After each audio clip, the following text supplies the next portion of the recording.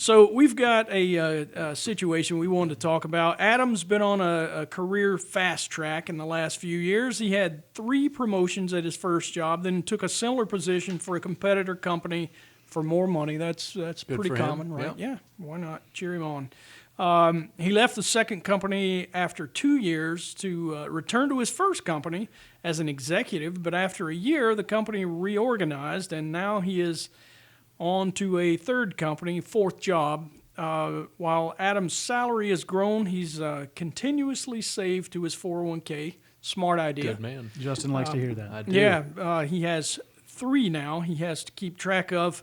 But he wants to crazy. know his best course of action to consolidate and make his retirement saving easier.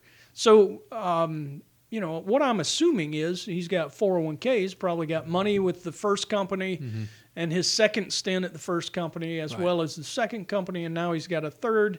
The third's obviously going to be active, and he continues to save to that 401k, I would imagine. But what does he do with the other 2? This is not uncommon. People often move around jobs quite a bit, and a lot of people don't realize you have money in a 401k. You have options with that money. Right. Okay. Well, sometimes. Right? Well, yes, but most of the time you have several options. Sure. Okay. I always tell participants you have 4 options, one of which I would never recommend. So option 1, you can always leave the money in that plan. Okay. Right. Now, there are circumstances. If you have less than $1,000 in the plan can force the money out and send you a check. Right. Okay. If there's between $1,000 and $500, they can send it to an IRA. All right. Okay. If you have more than $5,000, the company cannot force you out. And these are conversations that the company trustees often have because they like to clean up their roles Exactly, if they because can. there are fees involved for having terminated participants in the plan. Look, even if you're no longer employed there, you're still legally a participant in the plan.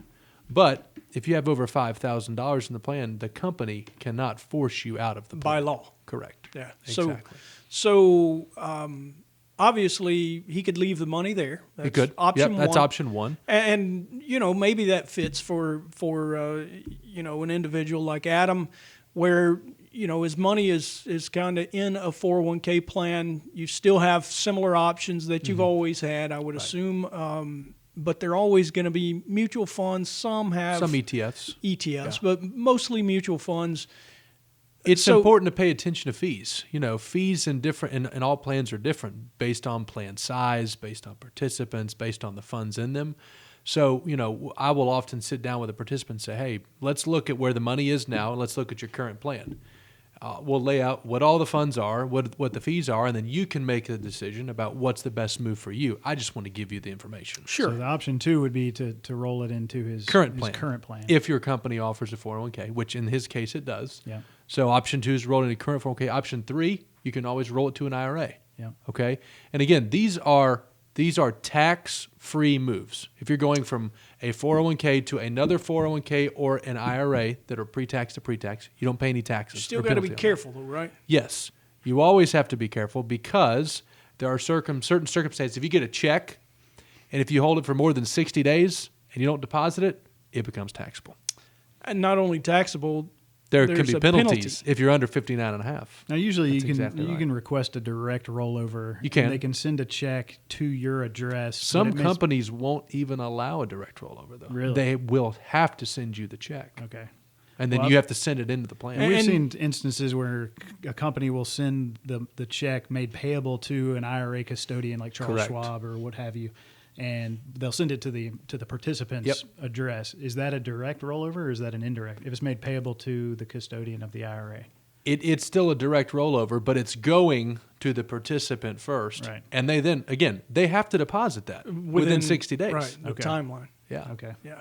So if you don't tell them that it's going to a custodian, don't they have to withhold tax on you? 20%. By law. Mm-hmm. So if you just tell them, hey, send me the money, they're going to keep your tax. Correct. You're going to get hit with state tax. Mm-hmm. You're going to And probably... you can hit with a penalty if you're under age 59 and a half, because we use 59 and a half as early retirement, right? Right. So if you're under 59 and a half, you could be paying 30+% in taxes and fees right off the top, which is why option 4 is cashing out which I never recommend. Yeah. Well, who would tell you to take all your Correct. life savings for retirement? Which is for Go ahead retirement. and take it. Now, there's benefits to keeping it potentially inside of the 401k wrapper versus rolling it to an IRA, and vice versa. You know, there's Correct. pros and cons to each selection. And again, as I always say and have said in the past, plan design. Yeah. Right? Some plans will allow for certain things that others won't. It's all based on plan design. So I never want to give a blanket statement for anything because you really can't. Yeah. Well, when you talk about an IRA, though, the world's your oyster, is it not? I mean, and today with no fees for trading. Right. You can pretty much invest in anything in an IRA. Yeah. It And gives you a lot more flexibility in Right. the IRA, for sure. And exchange traded funds, individual stocks. The problem with that, though, gets a little bit chippy, right? Because if you aren't well versed in investments, then And as we've seen over the last year, a lot of people have become amateur day traders. yeah, You know, which, and by the way, hopefully not in their we're IRA. so glad to see people getting involved with investing. But when you open up your own accounts, you start doing things on your own, you realize you can make some mistakes. yeah, no question.